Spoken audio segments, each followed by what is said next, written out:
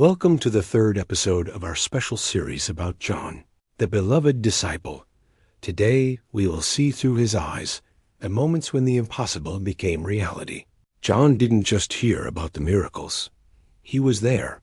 He saw water turned into wine, bread feed multitudes, and the dead come back to life. And more than that, he understood what each miracle meant. Before we begin, subscribe to the channel, turn on notifications, like this video, and share it with someone who needs to rediscover the real power of Jesus. Every action you take helps us spread the word with greater strength. Now think, what would you do if you saw someone change reality with a single word? How would you react if you saw a man born blind see for the first time? John saw all of this and chose to write it down so that you too may believe. Episode 3, John, the one closest to Jesus. Within the circle of the 12 apostles, there were different levels of closeness to Jesus. All were called and instructed. All received authority, and all participated in the mission. Yet among the 12, 3 were brought into moments of deeper revelation: Peter, James, and John. And among these 3, there was one who seemed to draw even nearer to the Master's heart: John, the beloved disciple. This expression, beloved disciple, was not a title given by others. It was John who identified himself this way in his gospel, not out of vanity, but humility. He knew his identity wasn't in his role, but in his relationship with Christ. John was not only close by physical proximity, he was spiritually intimate. This intimacy didn't happen by luck or privilege, but by willingness and surrender. John was the one who leaned in to listen carefully, who stayed when others pulled away, who observed not only the actions of Jesus, but his emotions, silences, and gestures in every miracle, every parable, every confrontation with the Pharisees. John wasn't just seeking teaching, he was seeking the heart of the one who spoke. One of the first powerful moments where this intimacy is revealed is in the account of the Transfiguration, described in Matthew 17. Jesus goes up a high mountain with Peter, James, and John. There, before their eyes, his face shines like the sun, and his clothes become white as light. Moses and Elijah appear, representing the law and the prophets, and a glorious cloud surrounds the scene. A heavenly voice declares, "This is my beloved Son, in whom I am well pleased. Listen to him." John witnessed all of this. He didn't just hear about the glory, he saw it. He didn't just believe by faith, he testified with his eyes. This moment deeply shaped his theology. Years later, when writing his gospel, John would begin with the words, "And we saw his glory." The glory as of the only begotten from the Father. He didn't write from tradition, but from experience. Another intimate and revealing moment is recorded in Mark 5, when Jesus goes to the house of Jairus, a synagogue leader whose daughter had died. Once again, only Peter, James, and John are allowed to enter the room where the miracle would take place. All around were weeping, but Jesus said, "The girl is not dead, but asleep." He then took her by the hand and said, "Talitha cumi," which means, "Little girl, arise." John saw life return to the eyes of that child. He saw Jesus' power over death, but he also saw his tenderness, his compassion, his sensitivity to human suffering. John didn't just learn about miracles. He witnessed the divine touch revealed in love. The Last Supper, described in the greatest detail in John's Gospel, is perhaps the most intimate moment between him and the Master.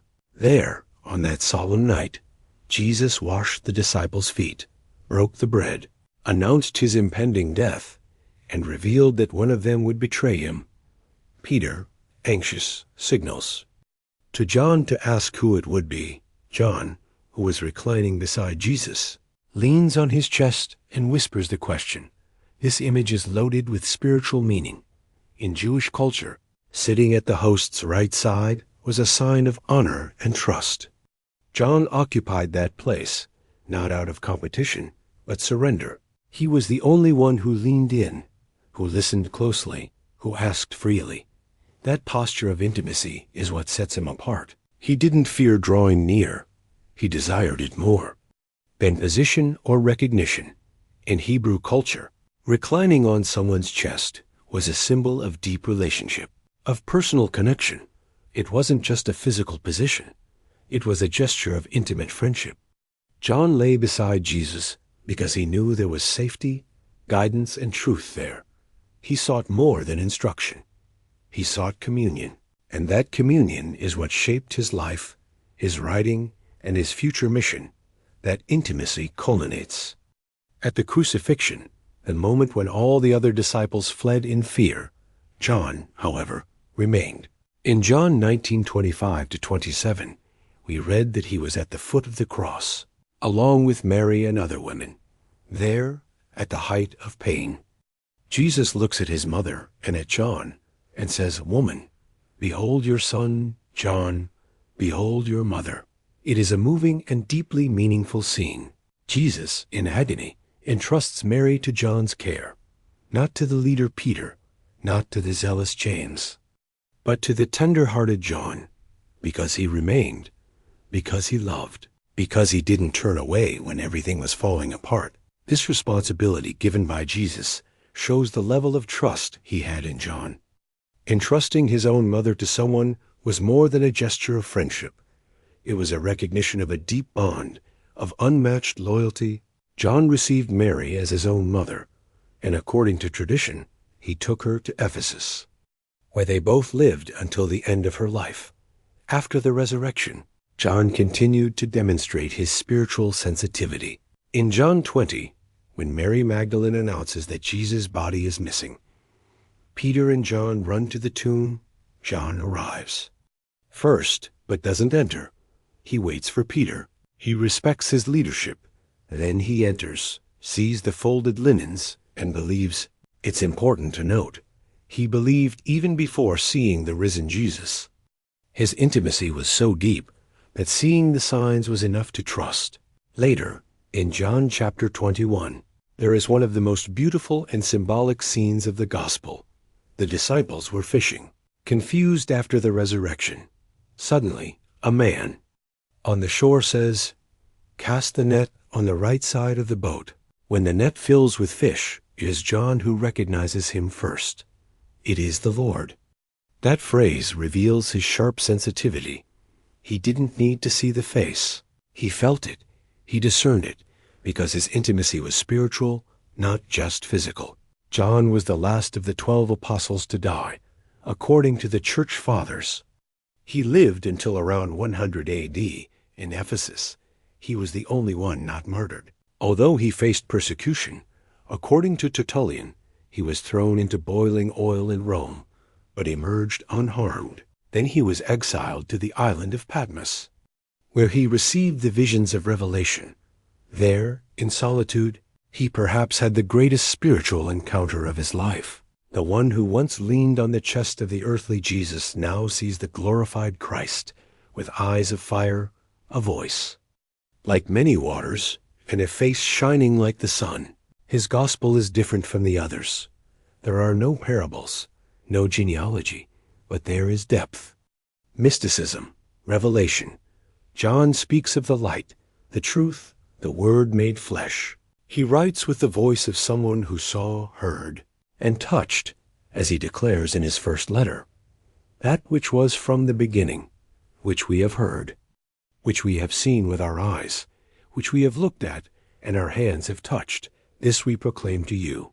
In his final years, as reported by Irenaeus, disciple of Polycarp, who was a disciple of John, the elderly apostle was carried into the church in Ephesus because he could no longer walk. And even weak, he always repeated the same words, "Little children, love one another." When asked why he always said the same thing, John replied, "Because this is the Lord's command, and if you do this, it is enough." John teaches us that the greatest revelation is not in power or fame, but in intimacy. That being close to Jesus is more important than being known by the world. That hearing the heart of God is better than speaking about him, and that in the end, the true disciple is the one who loves. In this episode, we dove into the deep relationship between John and Jesus. We saw how this friendship shaped his character, his theology, and his mission. We saw that John was not the strongest or the most outspoken, but he was the one who loved most, and that made all the difference in the oath. Next episode, we'll follow John into the most important morning in history, the resurrection. We'll see how he ran to the tomb, how he reacted to the emptiness, and how that moment sealed his faith forever. If this episode strengthened your faith, subscribe to the channel and keep following this transformative journey. In the comments, tell us which miracle touched you most and which apostolic story you'd like to see here. Leave a like and share this video so more lives can be touched by this message.